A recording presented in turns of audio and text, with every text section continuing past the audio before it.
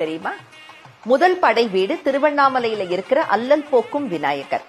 இரண்டாம் படை வீடு விருதாச்சலம் திருமுதுகுன்றம் கோயில்ல 18 அடி ஆழத்துல அருள் பாலிக்கிற ஆழத்து பிள்ளையார்.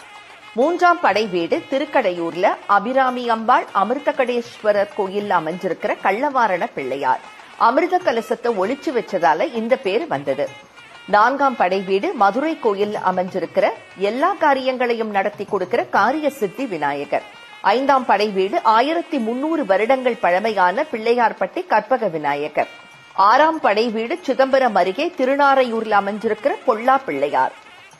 சிற்பியின் ஒளியால செதுக்கப்படாம, அதாவது பொல்லப்படாமல் உருவானதால இவருக்கு பொல்லா பிள்ளையாருங்கிற பேர் வந்தது.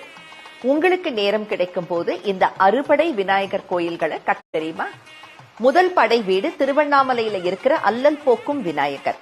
இரண்டாம் படை வீடு விருதாச்சலம் திருமுதுகுன்றம் கோயில்ல 18 அடி ஆழத்துல அருள் பாலிக்கிற ஆழத்து பிள்ளையார்.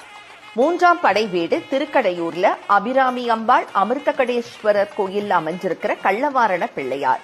அமிர்த கலசத்தை ஒளிச்சு வச்சதால இந்த பேர் வந்தது. நான்காம் படை வீடு மதுரை கோயில் அமைஞ்சிருக்கிற எல்லா காரியங்களையும் நடத்தி கொடுக்கிற காரிய சித்தி விநாயகர். ஐந்தாம் படை வீடு 1300 வருடங்கள் பழமையான பிள்ளையார்பட்டி கற்பக விநாயகர். ஆறாம் படை வீடு சிதம்பரம் அருகே திருநாரையூர்ல அமைஞ்சிருக்கிற பொல்லா பிள்ளையார். சிற்பியின் ஒளியால செதுக்கப்படாம, அதாவது பொல்லப்படாமல் உருவானதால இவருக்கு பொல்லா பிள்ளையாருங்கிற பேர் வந்தது. உங்களுக்கு நேரம் கிடைக்கும் போது இந்த அறுபடை விநாயகர் கோயில்களை